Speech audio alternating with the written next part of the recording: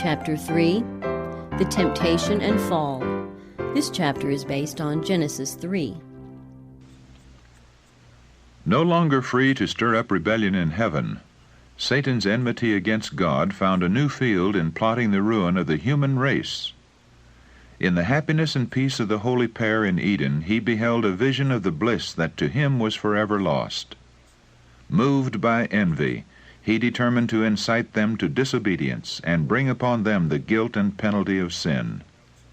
He would change their love to distrust and their songs of praise to reproaches against their Maker. Thus he would not only plunge these innocent beings into the same misery which he was himself enduring, but would cast dishonor upon God and cause grief in heaven. Our first parents were not left without a warning of the dangers that threatened them. Heavenly messengers opened to them the history of Satan's fall and his plots for their destruction, unfolding more fully the nature of the divine government, which the Prince of Evil was trying to overthrow. It was by disobedience to the just commands of God that Satan and his host had fallen. How important, then, that Adam and Eve should honor that law, by which alone it was possible for order and equity to be maintained. The law of God is as sacred as God himself. It is a revelation of his will, a transcript of his character, the expression of divine love and wisdom. The harmony of creation depends upon the perfect conformity of all beings, of everything, animate and inanimate, to the law of the Creator. God has ordained laws for the government not only of living beings, but of all the operations of nature. Everything is under fixed laws which cannot be disregarded. But while everything in nature is governed by natural laws, man alone, of all that inhabits the earth, is amenable to moral law. To man, the crowning work of creation, God has given power to understand his requirements, to comprehend the justice and beneficence of his law, and its sacred claims upon him, and of man, unswerving obedience is required. Like the angels, the dwellers in Eden had been placed upon probation. Their happy estate could be retained only on condition of fidelity to the Creator's law. They could obey and live, or disobey and perish. God had made them the recipients of rich blessings. But should they disregard his will, he who spared not the angels that sinned could not spare them. Transgression would forfeit his gifts and bring upon them misery and ruin. The angels warned them to be on their guard against the devices of Satan, for his efforts to ensnare them would be unwearied. While they were obedient to God, the evil one could not harm them, for, if need be, every angel in heaven would be sent to their help. If they steadfastly repelled his first insinuations, they would be as secure as the heavenly messengers. But should they once yield to temptation, their nature would become so depraved that in themselves they would have no power and no disposition to resist Satan. The tree of knowledge had been made a test of their obedience and their love to God. The Lord had seen fit to lay upon them but one prohibition as to the use of all that was in the garden. But if they should disregard his will in this particular, they would incur the guilt of transgression. Satan was not to follow them with continual temptations. He could have access to them only at the forbidden tree. Should they attempt to investigate its nature, they would be exposed to his wiles. They were admonished to give careful heed to the warning which God had sent them, and to be content with the instruction which he had seen fit to impart. In order to accomplish his work unperceived, Satan chose to employ as his medium the serpent, a disguise well adapted for his purpose of deception. The serpent was then one of the wisest and most beautiful creatures on the earth. It had wings, and while flying through the air, presented an appearance of dazzling brightness, having the color and brilliancy of burnished gold. Resting in the rich laden branches of the forbidden tree, and regaling itself with the delicious fruit, it was an object to arrest the attention and delight the eye of the beholder. Thus in the garden of peace lurked the destroyer, watching for his prey. The angels had cautioned Eve to beware of separating herself from her husband while occupied in their daily labor in the garden. With him she would be in less danger from temptation than if she were alone. But absorbed in her pleasing task, she unconsciously wandered from his side. On perceiving that she was alone, she felt an apprehension of danger, but dismissed her fears, deciding that she had sufficient wisdom and strength to discern evil and to withstand it. Unmindful of the angel's caution, she soon found herself gazing with mingled curiosity and admiration upon the forbidden tree. The fruit was very beautiful, and she questioned with herself why God had withheld it from them.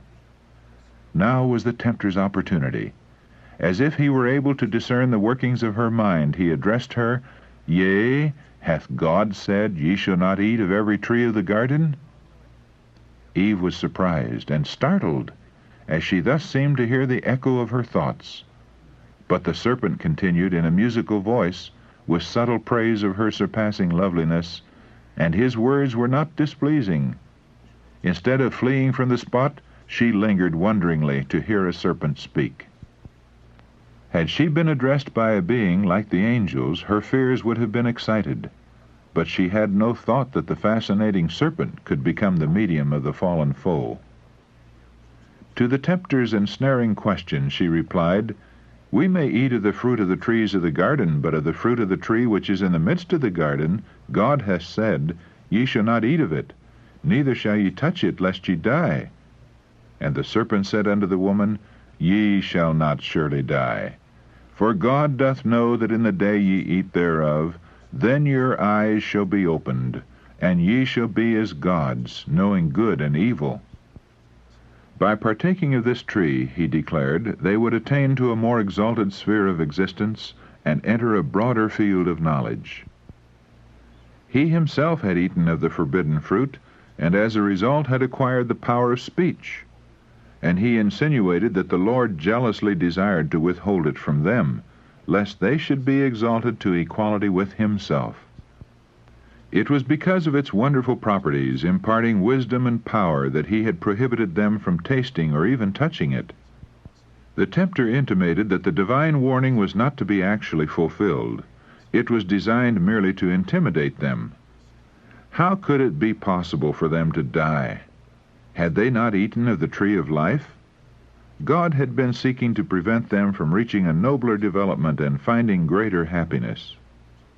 Such has been Satan's work from the days of Adam to the present, and he has pursued it with great success. He tempts men to distrust God's love and to doubt his wisdom.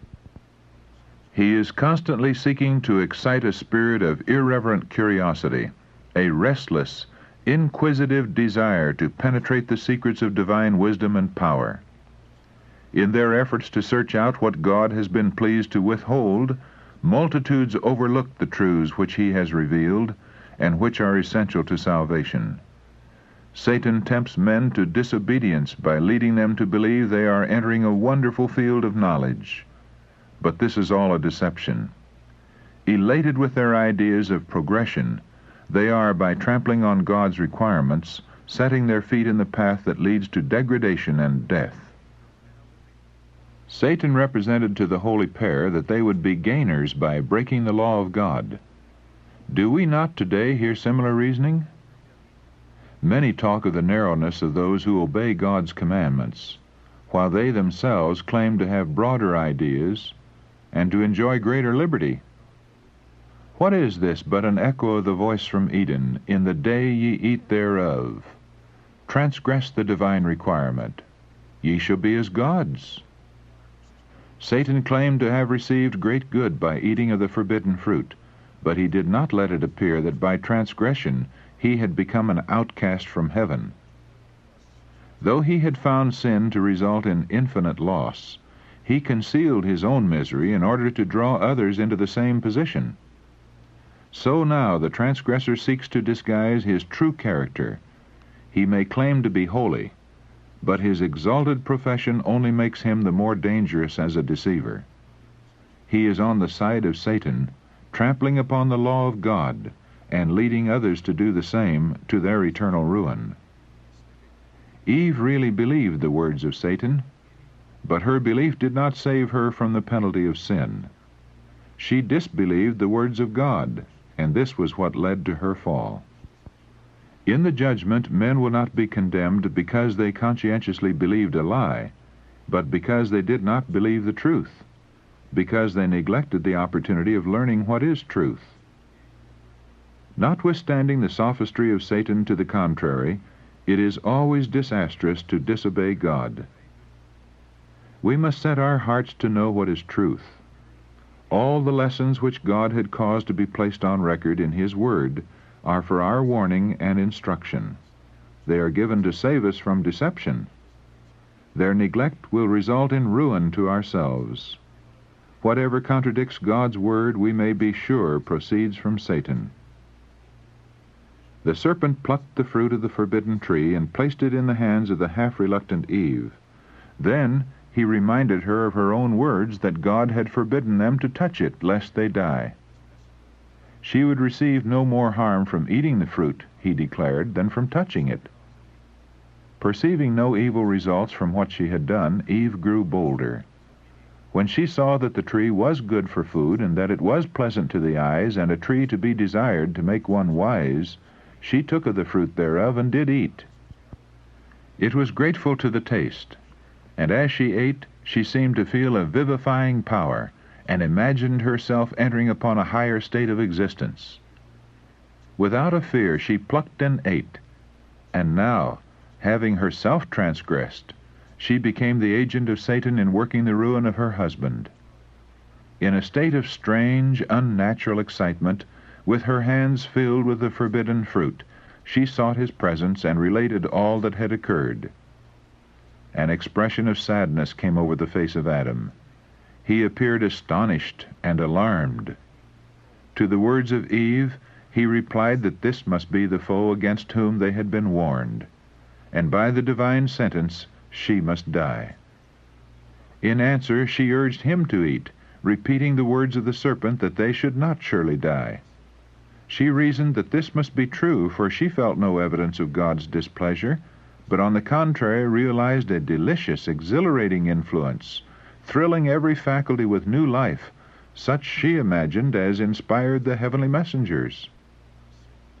Adam understood that his companion had transgressed the command of God, disregarded the only prohibition laid upon them as a test of their fidelity and love.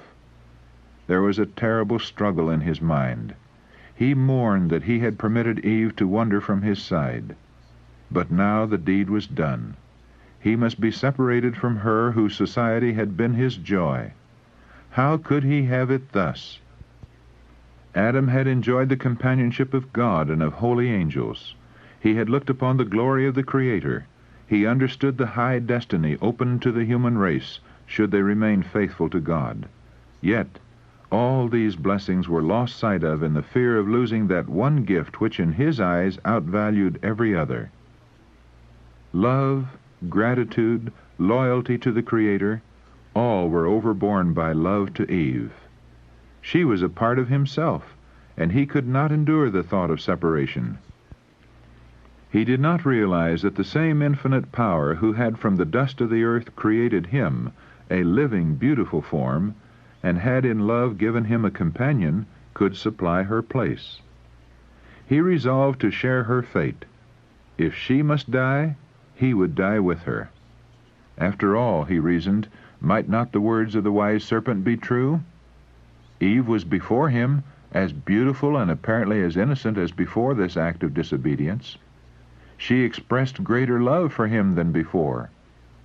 No sign of death appeared in her, and he decided to brave the consequences. He seized the fruit and quickly ate. After his transgression, Adam at first imagined himself entering upon a higher state of existence. But soon the thought of his sin filled him with terror. The air, which had hitherto been of a mild and uniform temperature, seemed to chill the guilty pair.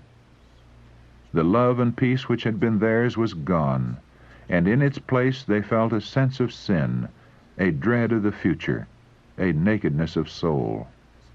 The robe of light which had enshrouded them now disappeared, and to supply its place, they endeavored to fashion for themselves a covering, for they could not, while unclothed, meet the eye of God and holy angels.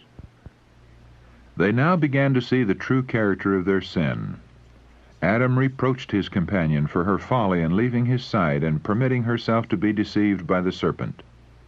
But they both flattered themselves that he who had given them so many evidences of his love would pardon this one transgression, or that they would not be subjected to so dire a punishment as they had feared.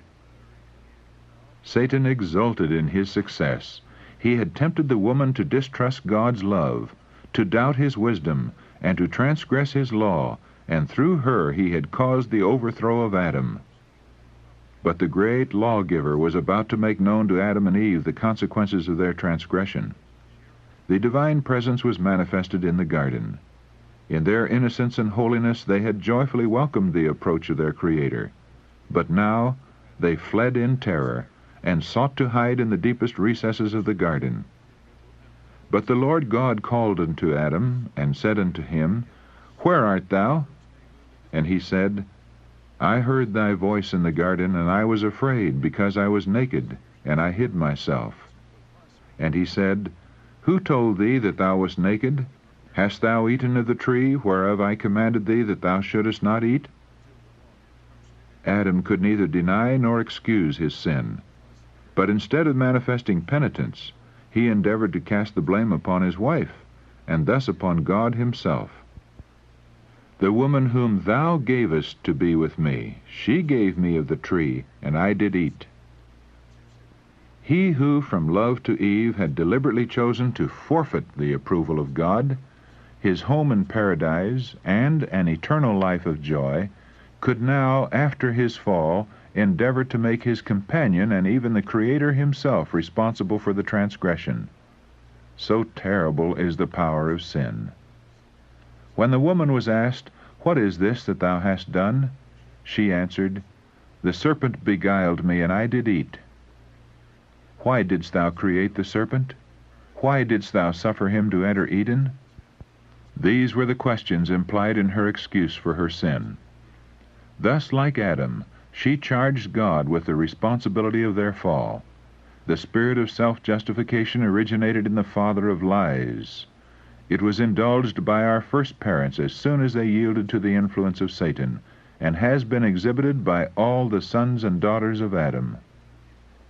Instead of humbly confessing their sins, they try to shield themselves by casting the blame upon others, upon circumstances, or upon God, making even his blessings an occasion for murmuring against him. The Lord then passed sentence upon the serpent. Because thou hast done this, thou art cursed above all cattle, and above every beast of the field. Upon thy belly shalt thou go, and dust shalt thou eat all the days of thy life. Since it had been employed as Satan's medium, the serpent was to share the visitation of divine judgment. From the most beautiful and admired of the creatures of the field, it was to become the most groveling and detested of them all, feared and hated by both man and beast. The words next addressed to the serpent applied directly to Satan himself, pointing forward to his ultimate defeat and destruction. I will put enmity between thee and the woman, and between thy seed and her seed. It shall bruise thy head, and thou shalt bruise his heel. Eve was told of the sorrow and pain that must henceforth be her portion. And the Lord said, Thy desire shall be to thy husband, and he shall rule over thee. In the creation, God had made her the equal of Adam. Had they remained obedient to God, in harmony with his great law of love, they would ever have been in harmony with each other. But sin had brought discord, and now their union could be maintained and harmony preserved only by submission on the part of the one or the other. Eve had been the first in transgression, and she had fallen into temptation by separating from her companion, contrary to the divine direction. It was by her solicitation that Adam sinned, and she was now placed in subjection to her husband. Had the principles enjoined in the law of God been cherished by the fallen race, this sentence, though growing out of the results of sin, would have proved a blessing to them. but man's abuse of the supremacy thus given him has too often rendered the lot of woman very bitter and made her life a burden. Eve had been perfectly happy by her husband's side in her Eden home, but, like restless modern Eves, she was flattered with the hope of entering a higher sphere than that which God had assigned her. In attempting to rise above her original position, she fell far below it. A similar result will be reached by all who are unwilling to take up cheerfully their life duties in accordance with God's plan. In their efforts to reach positions for which He has not fitted them, many are leaving vacant the place where they might be a blessing. In their desire for a higher sphere, many have sacrificed true womanly dignity and nobility of character, and have left undone the very work that heaven appointed them. To Adam the Lord declared, "Because thou hast hearkened unto the voice of thy wife, and hast eaten of the tree, of which I commanded thee, saying, Thou shalt not eat of it, cursed is the ground for thy sake. In sorrow shalt thou eat of it all the days of thy life.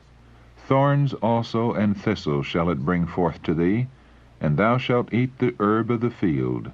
In the sweat of thy face shalt thou eat bread, till thou return unto the ground. For out of it wast thou taken, for dust thou art, and unto dust shalt thou return."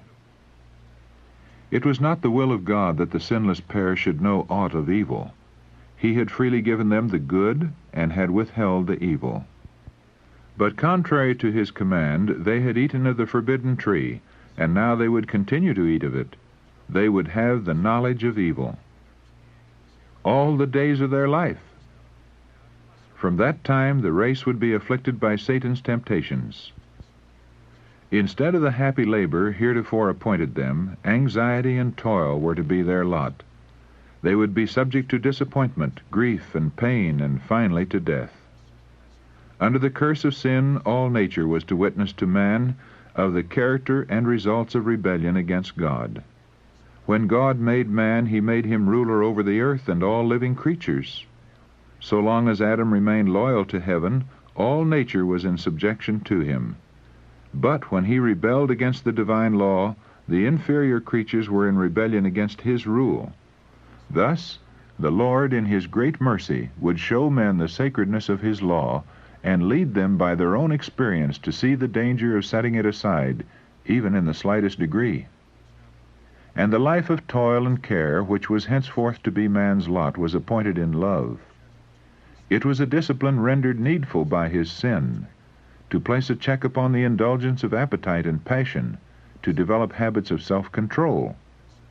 It was a part of God's great plan for man's recovery from the ruin and degradation of sin.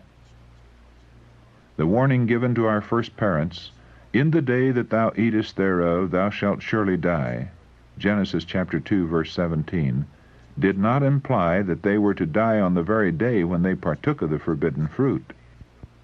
But on that day the irrevocable sentence would be pronounced. Immortality was promised them on condition of obedience. By transgression they would forfeit eternal life. That very day they would be doomed to death. In order to possess an endless existence, man must continue to partake of the tree of life. Deprived of this, his vitality would gradually diminish until life should become extinct. It was Satan's plan that Adam and Eve should by disobedience incur God's displeasure, and then, if they failed to obtain forgiveness, he hoped that they would eat of the tree of life and thus perpetuate an existence of sin and misery. But after man's fall, holy angels were immediately commissioned to guard the tree of life. Around these angels flashed beams of light having the appearance of a glittering sword. None of the family of Adam were permitted to pass that barrier to partake of the life-giving fruit. Hence, there is not an immortal sinner. The tide of woe that flowed from the transgression of our first parents is regarded by many as too awful a consequence for so small a sin, and they impeach the wisdom and justice of God in His dealings with men. But if they could look more deeply into this question, they might discern their error. God created man after His own likeness, free from sin. The earth was to be peopled with beings only a little lower than the angels, but their obedience must be tested. For God would not permit the world to be filled with those who would disregard his law. Yet, in his great mercy, he appointed Adam no severe test. And the very lightness of the prohibition made the sin exceedingly great. If Adam could not bear the smallest of tests, he could not have endured a greater trial had he been entrusted with higher responsibilities. Had some great test been appointed Adam, then those whose hearts inclined to evil would have excused themselves by saying, "This is a trivial matter, and God is not so particular about little things." And there would be continual transgression in things looked upon as small, and which pass unrebuked among men.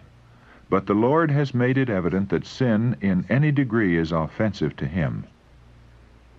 To Eve it seemed a small thing to disobey God by tasting the fruit of the forbidden tree, and to tempt her husband also to transgress. But their sin opened the floodgates of woe upon the world. Who can know in the moment of temptation the terrible consequences that will result from one wrong step? Many who teach that the law of God is not binding upon man urge that it is impossible for him to obey its precepts. But if this were true, why did Adam suffer the penalty of transgression? The sin of our first parents brought guilt and sorrow upon the world, and had it not been for the goodness and mercy of God, would have plunged the race into hopeless despair. Let none deceive themselves. The wages of sin is death. Romans chapter 6, verse 23. The law of God can no more be transgressed with impunity now than when sentence was pronounced upon the father of mankind. After their sin, Adam and Eve were no longer to dwell in Eden. They earnestly entreated that they might remain in the home of their innocence and joy. They confessed that they had forfeited all right to that happy abode, but pledged themselves for the future to yield strict obedience to God. But they were told that their nature had become depraved by sin. They had lessened their strength to resist evil and had opened the way for Satan to gain more ready access to them. In their innocence they had yielded to temptation, and now, in a state of conscious guilt, they would have less power to maintain their integrity. In humility and unutterable sadness they bade farewell to their beautiful home, and went forth to dwell upon the earth where rested the curse of sin. The atmosphere, once so mild and uniform in temperature, was now subject to marked changes, and the Lord mercifully provided them with a garment of skins as a protection from the extremes of heat and cold. As they witnessed in drooping flower and falling leaf the first signs of decay, Adam and his companion mourned more deeply than men now mourn over their dead. The death of the frail, delicate flowers was indeed a cause of sorrow. But when the goodly trees cast off their leaves, the scene brought vividly to mind the stern fact that death is the portion of every living thing. The Garden of Eden remained upon the earth long after man had become an outcast from its pleasant paths. The fallen race were long permitted to gaze upon the home of innocence, their entrance barred only by the watching angels. At the cherubim-guarded gate of paradise the divine glory was revealed. Hither came Adam and his sons to worship God. Here they renewed their vows of obedience to that law, the transgression of which had banished them from Eden. When the tide of iniquity overspread the world, and the wickedness of men determined their destruction by a flood of waters, the hand that had planted Eden withdrew it from the earth. But in the final restitution, when there shall be a new heaven and a new earth, Revelation chapter 21, verse 1, it is to be restored more gloriously adorned than at the beginning. Then they that have kept God's commandments shall breathe in immortal vigor beneath the tree of life, and through unending ages the inhabitants of sinless worlds shall behold in that garden of delight a sample of the perfect work of God's creation, untouched by the curse of sin, a sample of what the whole earth would have become had man but fulfilled the Creator's glorious plan.